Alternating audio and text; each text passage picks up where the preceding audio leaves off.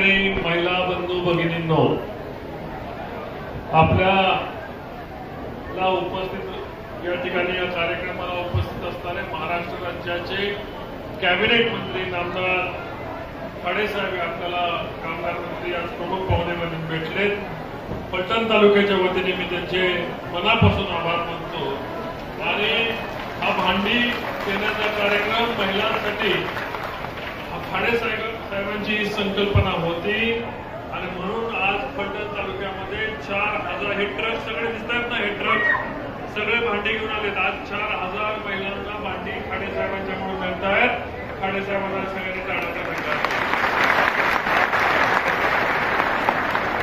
बांधकाम संघटना आहेत त्या फलटणच्या नावाचं घेत नाही. माझे सर्व सहकारी या ठिकाणी उपस्थित आहेत. बांधकाम कामगार संघटनेच्या सर्व पदाधिकाऱ्यांच्यासाठी एकदा टाळ्या होत्या. डिसले साहेबांच्यासाठी एकदा टाळ्या होऊन द्या. मी आता या ठिकाणी साहेबांना 3:30ला निघायचे. 4:45 वाजता साहेबांचा सांगलीमध्ये कार्यक्रम आहे. त्यामुळे मी तुमच्या सर्वांची व्यासपीठावर सगळ्यांची क्षमा मागतो आणि कुणाचंही नाव घेत न घेता मला 2 मिनिटांमध्ये मला भाषण संपवायची सूचना आलेल्या आहेत. या ठिकाणी उपस्थित असणाऱ्या माझ्या भगिनींना उद्या रक्षाबंधन आहे आणि रक्षाबंधनाच्या बरोबर ही रक्षाबंधनाची भेट आज मिळावी याच्यासाठी आम्ही सगळे कामगार संघटनेचे सर्व पदाधिकारी धडपड करत होते. जवळपास 7000 महिलांची नोंद या ठिकाणी झाली आणि 4000 महिलांना भांडी आता जेवढी उपलब्ध होत आहेत 4000 महिलांना भांडी उपलब्ध झालेली आहेत. आज संध्याकाळपर्यंत रात्रीपर्यंत बहुतांशी सगळी भांडी 4000 महिलांची भांडी संपलेली असतील. आणि साहेब आम्ही आपल्याला थोडा त्रास देणार आहे. कमीत कमी 15000 महिलांच्या आम्हाला आमच्या नोंदी होणार आहेत. 15000 महिलांना भांडी द्यायचं आपल्या महाराष्ट्र सरकारने आपण ज्या धडाडीने कामगार मंत्रालय चालवत आहात त्या धडाडीने कामगार मंत्रालय चालवल्यामुळे साहेब आज कामगार खात्यामध्ये आज विविध बदल झाले. लोकांना कामगारांच्या मृत्यूनंतर पैसे मिळत आहेत, शिक्षणासाठी पैसे मिळत आहेत, लग्नासाठी पैसे मिळत आहेत आणि गोरगरिबांना कामगार मंत्री खाडे साहेब तुम्ही एक मोठा आधार म्हणून या ठिकाणी पुढे आलेला आहात. आजचा हा वाटप आदरणीय महाराष्ट्र राज्याचे उपमुख्यमंत्री आपल्या सर्वांचे नेते देवेंद्रजी फडणवीस साहेब यांच्या प्रेरणेने यांच्या ताकदीने आज आपण त्यांच्या वाढदिवसानिमित्त आज हा कार्यक्रम इकडे सायकल वाटप आणि इकडे भांडी वाटप सर्वसामान्यांना लाभ देण्याच्या या योजना आज आपण घेतलेल्या आहेत. त्या देवेंद्र फडणवीस साहेबांच्यासाठी सगळ्यांनी एकदा टाळ्या वाजवाव्या. मला वाटतं तालुक्यामधल्या 72,000 महिलांना काल देवेंद्रजींची लाडकी बहीण योजनाचा लाभ मिळालाय. कुणाला पैसे या ठिकाणी आले हात वरती करा. अरे बापरे, डबल धमाका. देवेंद्रजींची लाडकी बहीण या ठिकाणी लाडक्या 72,000 इथनं तुमचा टाळ्यांचा आवाज आणि देवेंद्र फडणवीस साहेबांना लाडक्या बहिणीचे धन्यवाद या ठिकाणी टाळ्यांच्या माध्यमातून त्यांना द्यावे. माझ्या लाडक्या भावांना काळजी करायची गरज नाही. कृषी सन्मान योजना आपल्याला चालू आहे. राज्य सरकारने आता 10,000 रुपये लाडक्या भावासाठी सुद्धा जाहीर केलेले आहेत. त्याची योजना लवकर आता अंमलात येते. तेव्हा बहिणीला दिलं तेव्हा भावाने नाराजी करायचं काही कारण नाही आणि त्यांची दूर करायची जबाबदारी मुख्यमंत्री आणि देवेंद्रजी फडणवीस साहेब या दोघांनी घेतलेली आहे. मला कृषी सन्मान योजनेमधून आपल्याला तुम्हाला पैसे मिळतात. तुम्हाला आयुष्यमान भारत योजनेमधून तुम्हाला लाभ मिळतोय. लाईटचं बिल मोफत झालेलं आहे. लाईटचं बिल मोफत. मागचं बिल माफ झालेलं आहे. मागची लाईटची बिलं आता तुमच्याकडनं जमा केली जाणार नाही. तुम्हाला कोण पैसे मागायला आले तर मला सांगा. त्यामुळं लाईटची मागची बिल माफ केली. 7 HP पर्यंत पंपाचं बिल माफ केलेलं आहे. इथून पुढे 7.5 HP पंपाला आपल्याला लाईटचं बिल द्यायचं नाही.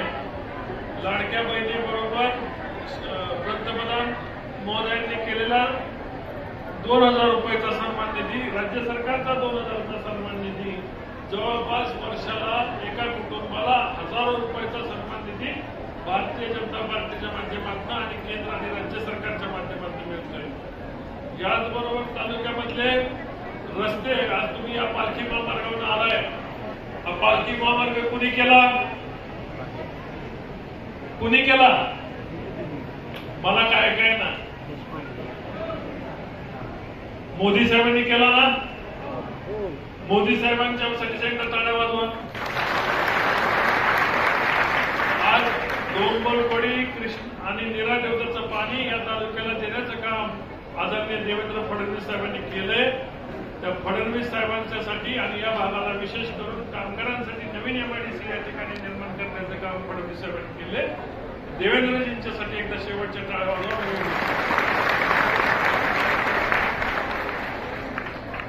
साहेब, आपल्याला माझ्या या सर्व भगिनी थोडं वेळेची मिस्टेक झाली, त्यांच्याकडून 11 वाजता तिथं आल्यात आणि आमच्या दुर्दैवाने आम्हाला कार्यालय मोठं मिळालं नाही. तेव्हा अजून मोठ्या प्रमाणावर महिला भगिनी आणि सगळे माझे बंधू बाहेर आहेत उन्हामध्ये. तुमच्या जे उन्हामध्ये आहेत त्या सगळ्यांची मी तुमची रणजितसिंह नाईक निंबाळकर तुमची माफी मागत आहे. एवढ्या मोठ्या प्रमाणावर प्रतिसाद मिळेल अशी अपेक्षा नव्हती. तर मग कार्यालयाच्या बाहेर टाकलेला मंडप आणि मंडपाच्या बाहेर सुद्धा जागा पुरत नाही. तुम्हाला तुमच्या सगळ्यांची मी क्षमा मागतो. आणि आज आपल्या रक्षाबंधनच्या मुहूर्तावर देवेंद्रजी फडणवीस साहेबांच्या वाढदिवसानिमित्त एकत्र घेतलेल्या कार्यक्रमामध्ये माझ्या बहिणींना शेवटचा बैल जात नाही तोपर्यंत तिला लाभ मिळाला पाहिजे याची जबाबदारी सर्व माझ्या बांधकाम कामगार मित्रांनी दिली पाहिजे. मला आपल्याला सांगायचे, बांधकाम कामगारांची एक मागणी आहे सर, त्यांना 2,500-3,000 रुपये काहीतरी आपण पेन्शन डिक्लेअर केली आहे. किमान मला आता ते सांगतात किंवा त्यांची मागणी अशी आहे की 5,000 रुपये त्यांना भविष्यामध्ये पेन्शन त्यांना देण्यात यावी, मृत्यूनंतर त्यांच्या कुटुंबाला देण्यात यावी, अशी काहीतरी योजना बांधकाम मंत्री म्हणून आपण जाहीर करावी अशी सगळ्यांची मागणी आहे. तर तसेच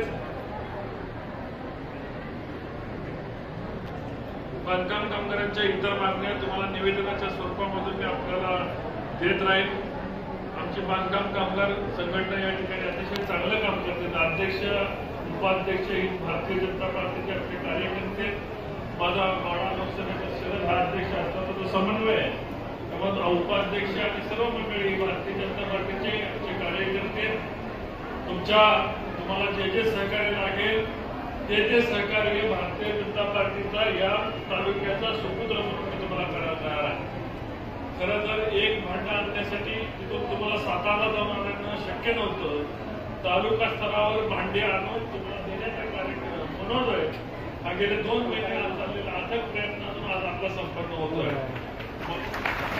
तुम्हाला येणाऱ्या 15-20 दिवसामध्ये राहिले 7,000 महिलांच्या नोंदी झाल्या. 7,000 महिलांच्या अंतिम नोंदी करून जवळपास 15,000 महिलांना या ठिकाणी भांडे वाटता यावी यासाठी प्रयत्न करणार आहे. याचबरोबर 15,000 मुलींना सायकल वाटता यावी म्हणून आता आपला सायकल वाटपाचा दुसरा कार्यक्रम पटणमध्ये संपलेला आहे.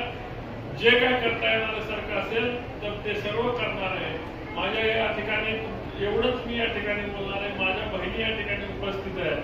मला रक्षाबंधन तुम्ही बंधन बांधताय पण माझ्या बरोबर तुम्ही राहणार आहे का नाही? नक्की ना?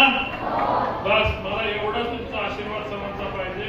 येणारा भविष्य काळ या ठिकाणी आपण फलटण तालुक्यामध्ये आपण भारतीय जनता पार्टीचा उमेदवार उभा करण्याचं ठरवलंय आणि भावाच्या आशीर्वादाबरोबर माझ्या बहिणीचे आशीर्वाद जर त्या ठिकाणी राहिले तर माझ्या भारतीय जनता पार्टीच्या उमेदवाराला कोणीही पाडू शकत नाही. रक्षा कवच उमेदवाराच्या पाठीमागे उभं राहणार आहे आणि उमेदवाराने होणाऱ्या भविष्यातल्या आमदाराला मला सांगायचंय की आपल्याला तळागाळामध्ये सर्वसामान्य माणसासाठी काम करायचे. सर्वसामान्य माणसासाठी प्रकल्प आपण 2.5 वर्षामध्ये मंजूर करून देऊ शकतो. ही परंपरा आपल्याला रोखायची नाही, ही परंपरा आपल्याला थांबवायची नाही.